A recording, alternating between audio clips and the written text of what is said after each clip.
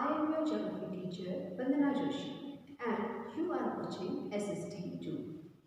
Students in grade 10th, we are going to study the geography book, that is Contemporary India Part 2. In the previous year, we have studied about the physical structure and physical geography of our country.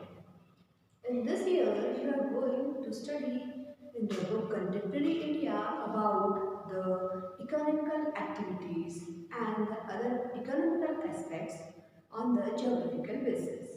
So, in the very first chapter of this book, you are going to study the chapter Resources and Development. In this chapter, in today's video, we will study about these subtopics. Our first topic of the chapter will be the introduction of the chapter, in which we will see what are the resources and we are considering them resources on which basis.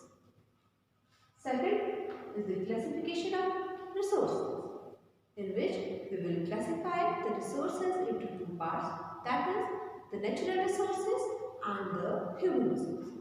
Then after that, in the next topic, we will study about the types of resources. So there are not only one type of resources. So in the division of resources, we will study the various types of resources as on the basis of their origin, on the basis of exhaustibility, on the basis of ownership, on the basis of the status of development. So in these four ways, we will study about the types of resources. And in our today's video, the very last, we will study the topic development of resources and resource planning. So let's start our today's topic with the introduction of the chapter. So now let's see the introduction of the chapter. As the chapter is talking about the resources. So what do you mean by the resources? Generally, the things which can satisfy a human's need and its wisdom, that is known as a resource. Whether this pen is a resource for me, this board is also a resource for me, and whatever the thing which is available in our environment and nearby and fulfilling our requirement is considered as a resource.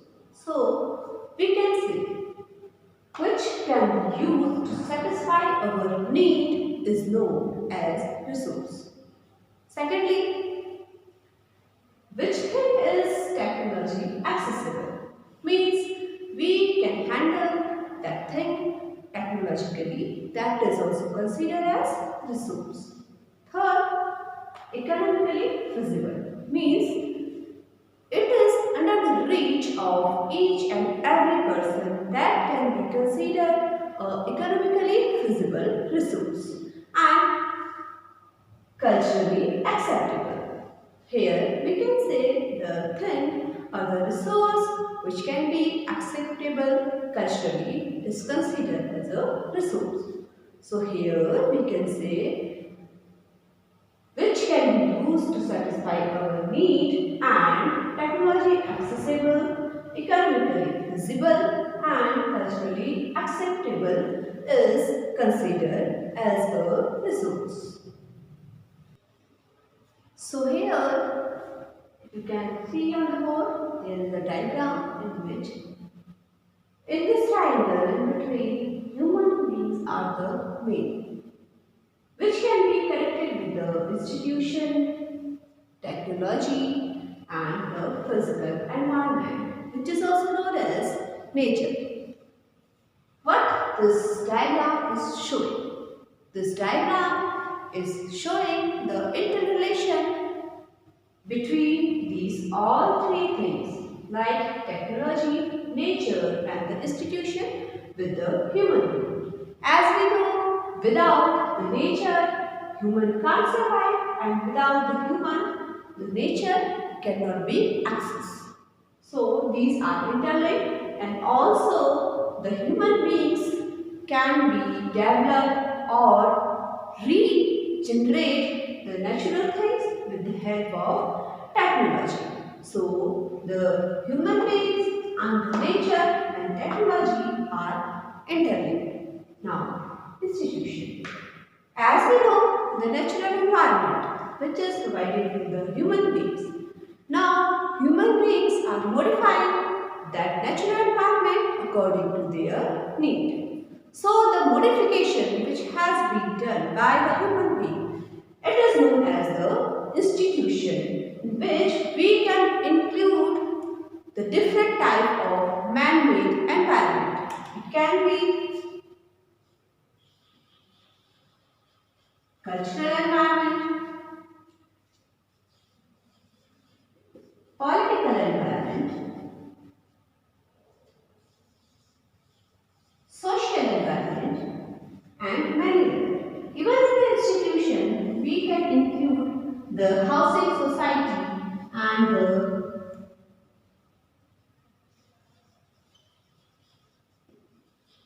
housing society and other things. So these all are coming under the institution, which is also known as the man-made environment. So here in this diagram, we can see the interrelationship between the human beings, nature, technology, as well as the institution, and that is known as the resource for the human beings. Means the nature, the technology and the institution is known as a resource for the human being, and the human beings are the developer of that resource. So here it is the introduction of the chapter. Now we will move forward to our next topic. So students, our next topic is the classification of resources.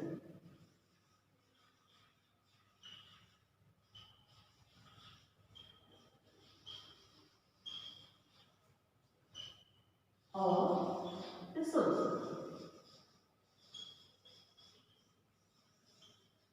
So, generally, we can categorize the resource into two parts, that is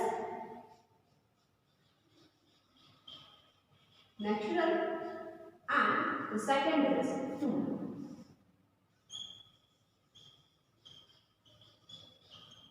Of course, you have studied in your junior classes that there are three types of resources, that is natural, human and man-made. So the human resources are only of the two types, that is human resources and the man-made resources. So here in the 10th grade we are dividing these resources into two parts, that is the natural resources and the human resources. For the natural resources, the resources which are available in the nature, that is considered as the natural resources, that is trees, water, air, sunlight and many others. And the human, the population of a country which is collectively effective, that is considered as the human resource. So first we will go through the natural resources. The natural resources again are classified into two types, that is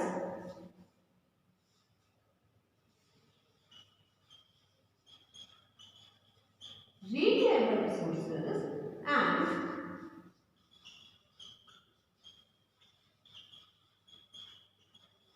non-renewable resources. Renewable resources are those resources which we can renew for our next use. Like if we will talk about the renewable resources, the solar energy, water, wind energy and many more which we can continuously use again and again, that can be considered as the renewable resources.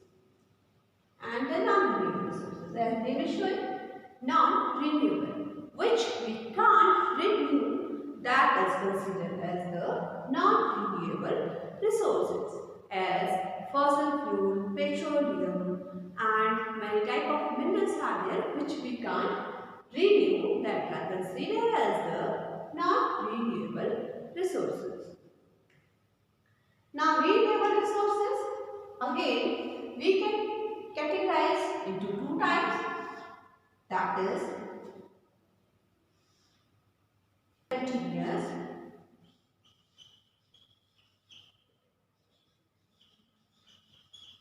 resources and biological resources.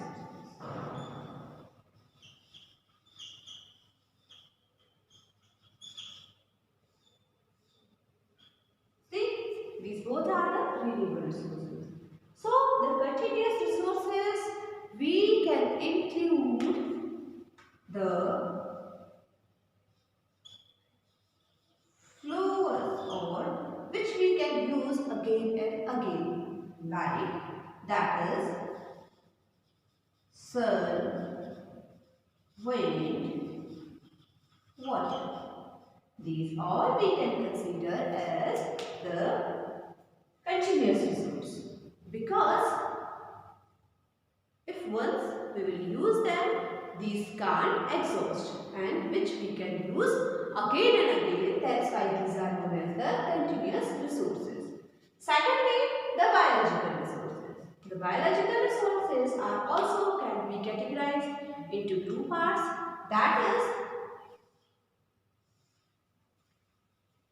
the natural vegetation and the wildlife.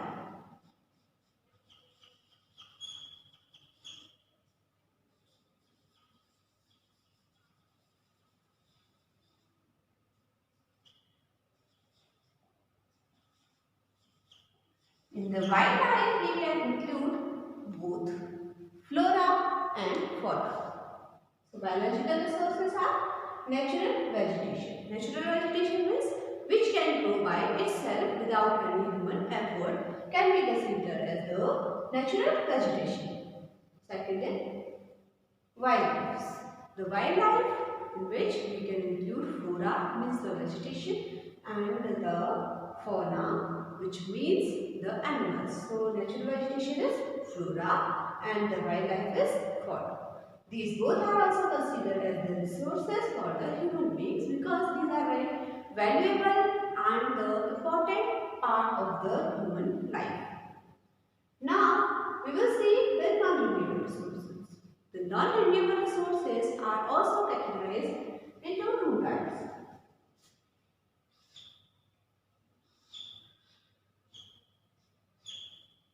And these two types are recyclable and non-recyclable. Recyclable and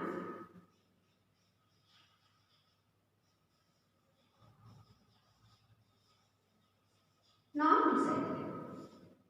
As the name is showing, recyclable which we can recycle.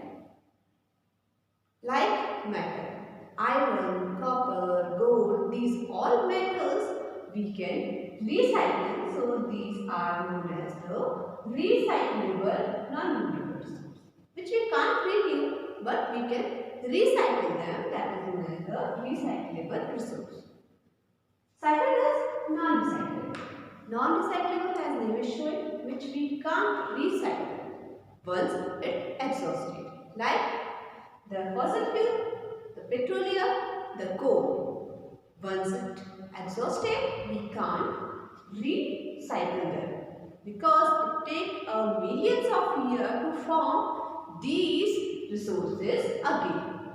Then we will go through the human resources.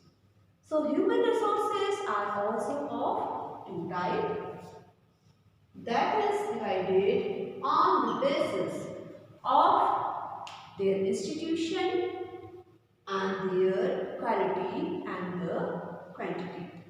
So first is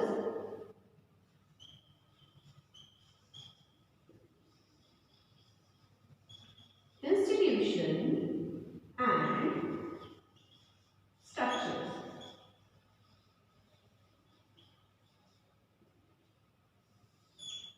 Second is the quality and the quantity of the human being.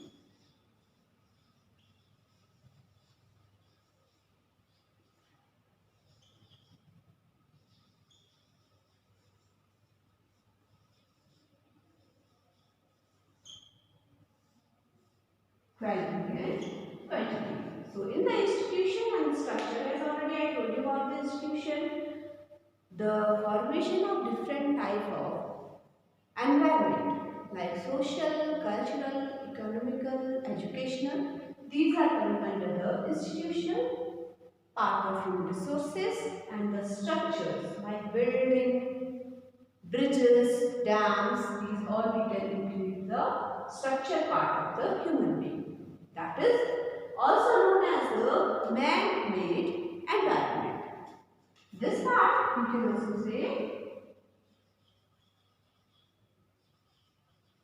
man-made environment. Then about the quality and the quantity. The population of a country can be considered as the quantity of the human resources, whereas the working skill of a person can be considered as the human resource, and working ability also considered as a human resource of the country. So for the example of quantity, we can include population and for the quality, skills and ability is known as the quality of the human resource.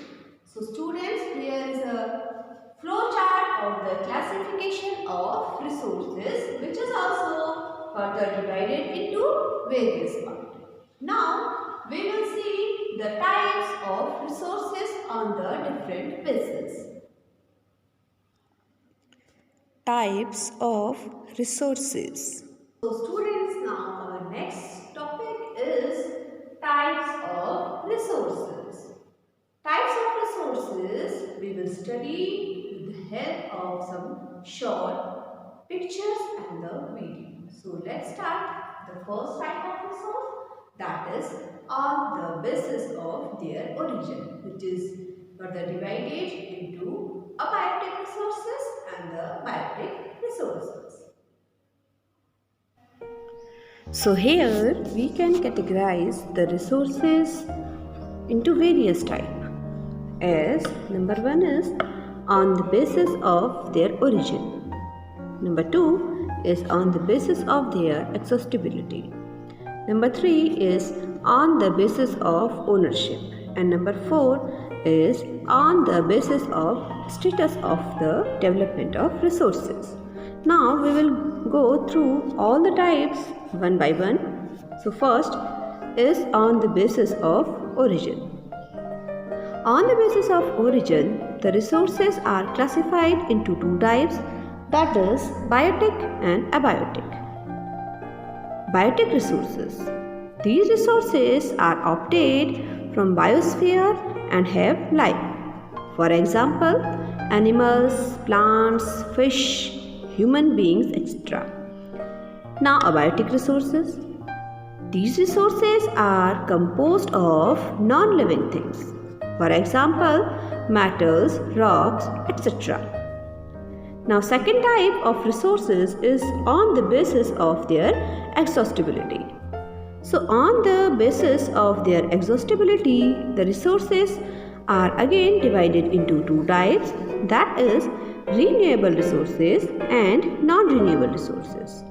As already in the flow chart I told you, the renewable resources that can be renewed over a short period of time are known as the renewable resources. On the other hand, the non-renewable resources cannot be reproduced within a reasonable time. For example, the renewable resources can be water, forest, wind, wildlife, etc. And for the non-renewable, we can include the example minerals, fossil fuels, etc. Now, what are the subtypes on the basis of the ownership? That is individual, community, national resources and the international resources. So first, national resources. The resources that belongs to the nation are known as the national resources. For example, roads, canals, forests, minerals, etc. Within the political boundaries and oceanic area, up to 12 nautical miles from the coast are the national resources. For example, in our country, Bombay High is known as the national resources. Now, the international resources. The resources that do not belong to any individual country are known as the international resources. For example, the oceanic resources beyond 200 km of the exclusive economic zone belong to open ocean, and no individual country can utilize these without the decision of international institution. That's why these are known as the international resources. Now, on the basis of status of development, then further again these are divided into 4 parts, that is potential resources, developed resources, stock resources and the reserve resources. Now let's see one by one them. The potential resources are resources which are available in a region but have not been utilized. For example, Rajasthan and Gujarat have the potential for the development of wind and solar energy but have not been developed on a large scale. Second, the developed resources. These are the resources which are surveyed, assessed, and their quantity and quality have been determined for utilization. For example, coal and iron ore resources in India. Next is stock resources. These resources have the potential to satisfy human wants and needs, but appropriate technology is not available to develop these resources. For example, water is compound of hydrogen and oxygen. Still we do not have technology how to develop these resources. The next is reserve. Reserve are a part of stock. They can be used with the help of existing technology, but their use have been postponed for meeting the requirement of further generation. For example, river for hydel power and the tidal energy. Students, hope you understood the previous one topic, that is the types of resources. Now we will see the development and planning of the resources. Development of resources. Why the development of resource is required? We know that we are not only the generation those are using the resources. Also, our future generation will be there. They will also use that resource. So, what we are saving for our future generation. So, for that future generation, the development of resource is also required. And for that, a proper planning is also required, which is known as the planning of resource. So, what are the basic cause behind the development of resource? One cause I already told you. Secondly is because of the greedy nature of the human beings. Continuously we are exhausting these resources in a drastic condition. Means many resources are there which are now in the condition of extinct. These are totally about to finish. So how the future generation can use them? That is the basic reason behind the development of the resources. Here, by the government and from the world basis, about a meeting was there that was in Rio de Janeiro in 1992 summit. So let's see in a quick video what was that summit. So students, as we know that there are a lots of causes behind the decreasement of the resources, that as we know that is the depletion of resources in which we are using excessively these resources. Second, the accumulation of resources in few hands, in which the social division of society, which is using that resources in accumulation. And after that, the global ecological crisis are also the responsible factor of resource depletion, in which we can include the global warming, ozone layer depletion, land degradation, and many more reasons behind the decreasement of the resources. So for that, there was a summit in 1992 which was held in Rio de Janeiro. It was convened for addressing urgent problems of environmental protection and socio-economic development at the global level. The Rio Conference adopted Agenda 21 for achieving sustainable development in the 21st century. Now let's see what is the sustainable development. So the very first step which we can take for the development of resources, that is sustainable development. What is the sustainable development now? It means the development should take place without damaging the environment. Means we have to extract the resources but without any damage of the resources. And development in the present should not compromise with the need of the future generation. And whatever the development we are doing on that, or whatever the development are taking place right now to develop that resource, could not affect to the future generation need. Means we are developing them, we are extracting them, but we have to use them in a proper quantity so that it can be preserved for the future generation as well. So it is the first step to develop the resources, that is sustainable development. The next step which we can take, that is the resource planning. Now, what is the reason behind the resource planning and how it can take place? Now, let's see.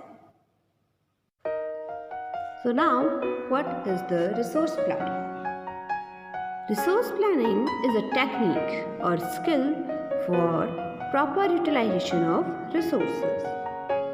And what are the reasons for resource planning? As we know that resources of our country are limited and the distribution of resources in our country is uneven. And some reasons are rich in certain types of resources but deficiency in others. And the next reason we can include that resource planning helps in reducing wastage, keep the environment free and take care of future needs. So these are the reasons for the resource planning, but how it can take place? What are the steps for the resource planning? So first of all, the preparation of inventory of resource is the first step in which we can include surveying, mapping and assessment of characteristics and properties of resource. Number 2, we can include the evaluation of resources, in which we can include assessment of resources in terms of technology, economy and need.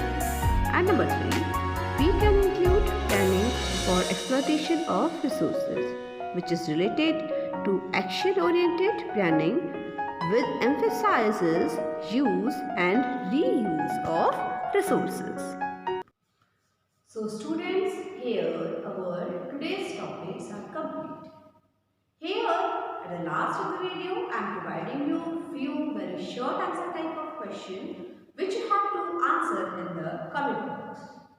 For the next part of the chapter, keep watching SST 2.